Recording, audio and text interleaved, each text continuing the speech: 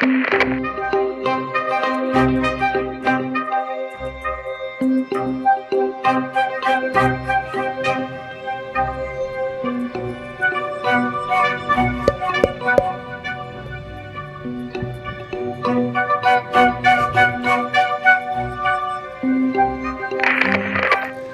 minha amiga, olá, meu amigo, como é que vocês estão? Bem-vindos a mais um estudo do ectoplasma, na verdade, deste livro aqui, Saúde e Ectoplasma, depois de um fluido vital chamado ectoplasma, do professor Dr. Mathieu Tubino. Nós estamos conceituando ainda algumas coisas e hoje nós vamos estudar como o ectoplasma se forma no corpo físico. Eu acho que é uma das dúvidas mais recorrentes para dizer assim, não, mas de onde é que esse troço vem? Então é isso que a gente vai ver hoje. Então, sem demora, vamos para o texto aqui e eu vou botar o Zezinho para ler, claro, vamos lá. Pelo que já foi dito até aqui, fica claro que o ectoplasma não se forma no corpo físico, da mesma maneira que a matéria que o constitui também não se forma nele, o que provavelmente acontece com o ectoplasma que absorvemos de fontes externas a nós é que ele se transforma em nosso organismo de maneira semelhante à que ocorre com os alimentos e no processo metabólico. Afinal, ele é uma espécie de matéria semelhante à densa e a qual dá sustentação. Portanto, deve ter propriedades semelhantes e até mais amplas, o que nos faz antever inúmeras possibilidades de combinações e reações ectoplásmicas. Apesar das semelhanças, a matéria ectoplásmica e a densa não são a mesma coisa, são dois conjuntos de matérias bem distintos. É importante que isto fique claro, mesmo admitindo a hipótese de que a transformação de ectoplasma em matéria densa, e vice-versa, seja possível, isso não implica que os dois tipos de matéria sejam iguais. O ectoplasma, quando entra em nossos organismos, através da respiração, dos alimentos, da água ou, ainda, por transferência direta de outrem, deve ser absorvido, e, para tal, é necessário que seja metabolizado. Como é este processo de metabolização do ectoplasma, não sabemos. Talvez, num futuro próximo, possamos ingressar nesse universo maravilhoso de conhecimento, o que significará mais uma etapa no entendimento da vida. Então, peraí, Zezinho. Então a gente conclui que ectoplasma e matéria densa são duas coisas distintas e que cada um tem a sua, essa formação, não se forma espontaneamente, né, no nosso corpo físico, porque não é uma matéria física do jeito que a gente conhece. Então, caminha junto. Tem uma hora que o ectoplasma pode ser materializado, mas não significa que ele seja matéria. Ele se adensa para fatores diversos, especialmente para a comunicação, né, dos espíritos, mas não é matéria. Continua não sendo matéria. A gente viu aí sobre os estudos que foram feitos, do que é o ectoplasma, do que ele é feito, já foi coletado, e aí é um emaranhado de coisas, de células, de substâncias químicas que a gente já viu e não vale a pena refalar isso, mas vamos continuar. No livro Nos Domínios da Mediunidade, capítulo 28, Efeitos Físicos, encontramos a seguinte afirmação do instrutor espiritual Aulus. Essa força materializante é como as outras manipuladas em nossas tarefas de intercâmbio. Independente do caráter e das qualidades morais daqueles que a possuem, constituindo emanações do mundo psicofísico, das quais o citoplasma é uma das fontes de origem. Por essa afirmação do instrutor espiritual, pode ficar a impressão que o ectoplasma é criado no citoplasma das células do nosso corpo, ou, por extensão, nas de qualquer ser vivo. No entanto, neste caso específico, Aulus está explicando onde aflora o fluido que será utilizado na materialização a ser realizada na ocasião. Este ectoplasma, que foi obtido pelo médium da mesma forma que todos os seres vivos o obtêm depois de realizado o trabalho de materialização, retorna ao seu corpo físico. Portanto, ele não é sintetizado na região do citoplasma da célula.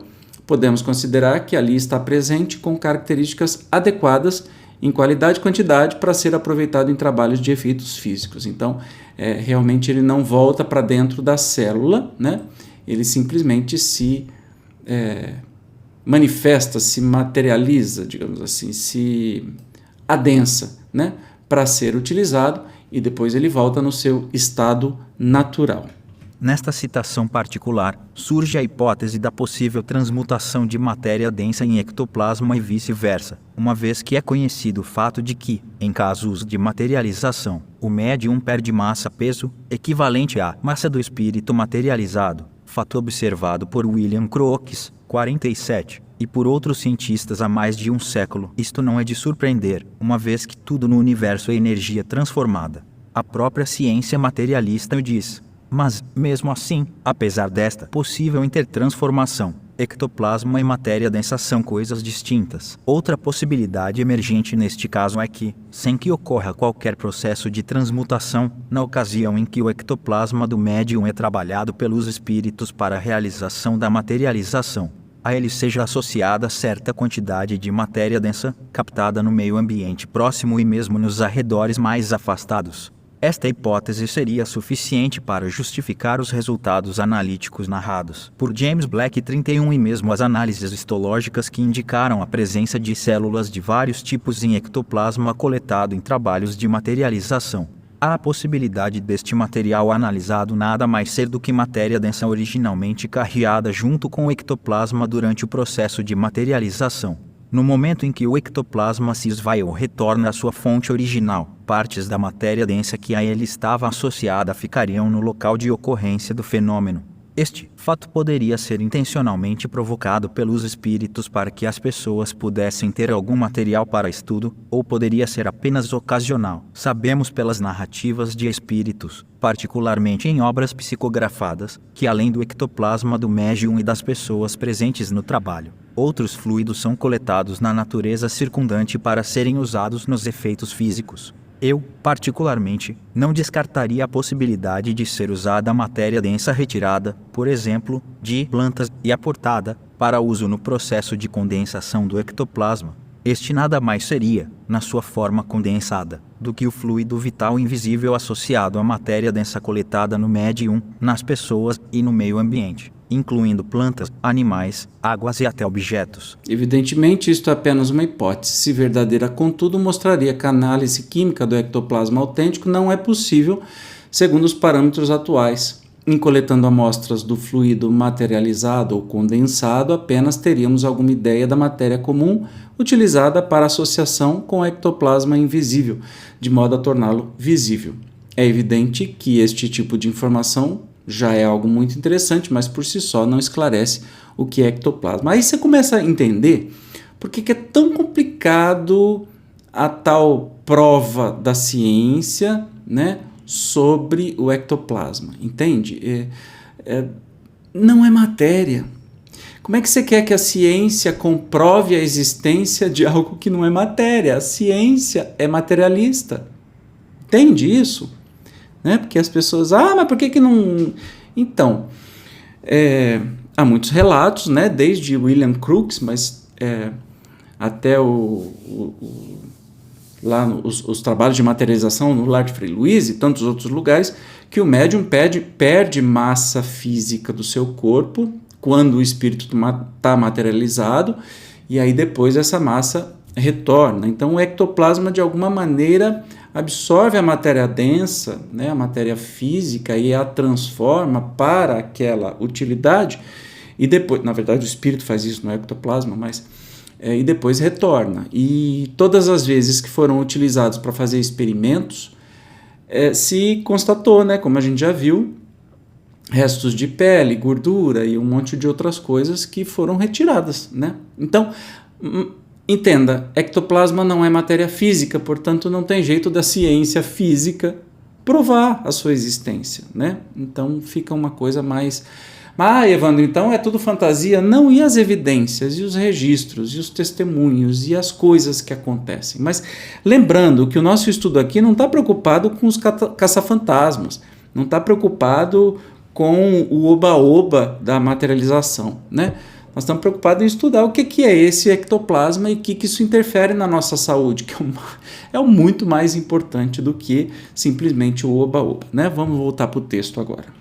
Continuando a análise de alguns textos de livros de Francisco Cândido Xavier, vamos ler com cuidado o que está escrito no livro Evolução em Dois Mundos, no capítulo 8, Acumulações de Energia Espiritual, por intermédio dos mitocôndrios, 48, que podem ser considerados acumulações de energia espiritual, em forma de grânulos, assegurando a atividade celular. A mente transmite ao carro físico a que se ajusta, durante a encarnação, todos os seus estados felizes ou infelizes, equilibrando ou conturbando o ciclo de causa e efeito das forças por ela própria libertadas nos processos endotérmicos, mantenedores da biossíntese. Nesse mesmo livro, no capítulo 9, encontramos: fator de fixação. Acha-se o núcleo cercado de protoplasma em que há mitocôndrios, neurofibrilas, aparelho de Golgi, melanina abundante e um pigmento ocre, estreitamente relacionado com o corpo espiritual, de função muito importante na vida do pensamento, aumentando consideravelmente na madureza e na velhice das criaturas, além de uma substância, invisível na célula em atividade, a espalhar-se no citoplasma e nos dendritos, facilmente reconhecível por intermédio de corantes básicos, quando a célula se encontra devidamente fixada. Essa substância a expressar-se nos chamados corpúsculos de Nisso, que podem sofrer a cromatólise, representa alimento psíquico, aurido pelo corpo espiritual no laboratório da vida cósmica, através da respiração, durante o repouso físico para a restauração das células fatigadas e insubstituíveis. Assim, pela atenta leitura desses dois textos, chegamos à mesma conclusão já alcançada, de que o ectoplasma, ou fluido vital, provavelmente, não é formado em nenhuma parte do nosso organismo, ou na de qualquer ser vivo. Ele deve ser obtido do meio que nos rodeia, sendo apenas transformado em nossos corpos, de maneira similar àquela que acontece com a matéria densa que ingerimos através dos alimentos. Deste modo, a ideia de que o ectoplasma é produzido pelo nosso organismo não me parece a melhor, uma vez que, por um lado, não é informação que se encontra na literatura, por exemplo, na citada. Por outro lado, a observação direta do fenômeno de acúmulo deste fluido por pessoas nos leva à hipótese, aqui abraçada, de que o ectoplasma é outra espécie de matéria coexistente com a matéria densa. Então, isso fica muito claro e, lógico, tudo são hipóteses, porque aqui o professor também não é dono da verdade, não se atreve a ser dono da verdade, então ele está deixando bem claro o que é o que. Então, a gente não produz ectoplasma, a gente, pelos alimentos e até por outros processos, a gente absorve ectoplasma e também libera ectoplasma, né? Então, continuando. Também não me parece ser a melhor opção a ideia de que aconteça a mutação de ectoplasma em matéria densa e vice-versa, em processos biológicos usuais, ocorrendo, provável e simplesmente, a associação e dissociação desses dois tipos de matéria segundo equilíbrios bem definidos pela natureza e que nós não conhecemos. Deste modo, pelas transformações químicas ou bioquímicas que ocorrem em nosso organismo, deve haver liberação e absorção de ectoplasma em processo dinâmico que permite a sobrevivência e funcionalidade de nossos corpos. A hipótese do fenômeno da transmutação, nos casos em questão, certamente não pode ser descartada de todo, pois não conhecemos os mecanismos envolvidos. Não opto por ela no momento, pois julgo que a liberação ou absorção de energia nesses casos seria tão grande, em virtude da grande diferença de massa entre os dois tipos de matéria, que, para processos biológicos, seria problemático. Talvez tal processo possa ocorrer em menor extensão, coexistente com o de associação acima indicado, no caso de yogis que, comprovadamente, não ingerem alimentos ou água por um período de tempo, e que continuam com os seus sinais vitais normais, a hipótese da transmutação pode ganhar consistência. Neste caso, os indivíduos não se alimentam, ou seja, não absorvem ectoplasma através da alimentação. Assim, o fluido vital adquirido pela respiração poderia, em tese, se transmutar em pequenas, mas suficientes quantidades de matéria de modo a manter o corpo ativo. Outra possibilidade seria que o ectoplasma absorvido, ao substituir aquele existente no organismo, reaproveite a matéria densa ali presente num processo de reciclagem. Acho que tal ideia é reforçada, em relação à da transmutação, pelo fato de que o organismo destes indivíduos tem a sua atividade biológica diminuída, o que se reflete, inclusive, no sistema digestivo e no sistema urinário, com as excreções interrompidas. No caso de ocorrer a transmutação do ectoplasma, com a formação de matéria densa adicional no corpo, haveria necessidade de haver a eliminação de matéria densa substituída no organismo, o que parece não acontecer, ou pelo menos de maneira perceptível. Uma hipótese, obviamente, não elimina a outra, mas de qualquer modo, este assunto requer estudo muito mais cuidadoso. De qualquer forma, dentro da minha pouca informação a respeito, não tenho notícia de que alguma pessoa tenha comprovadamente ficado toda a existência sem comer ou beber, mas sim por períodos determinados de duração variada que poderiam se repetir alternadamente em etapas onde haveria consumo alimentar mesmo pequeno. Sem dúvida, seja o que for, fatos dessa natureza são surpreendentes em termos da nossa visão corriqueira da realidade da vida e merecem estudo sério.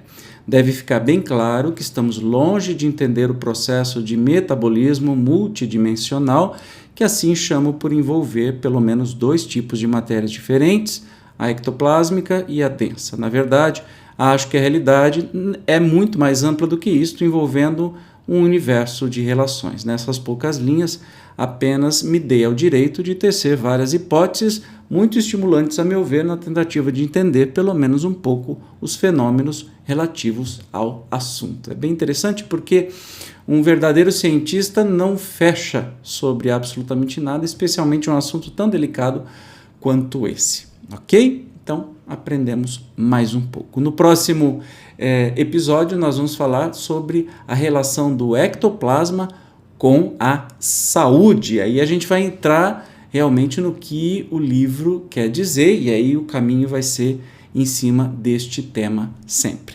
Maravilha? Bom, te encontro no próximo episódio. Muito obrigado pela sua presença e até lá. Tchau!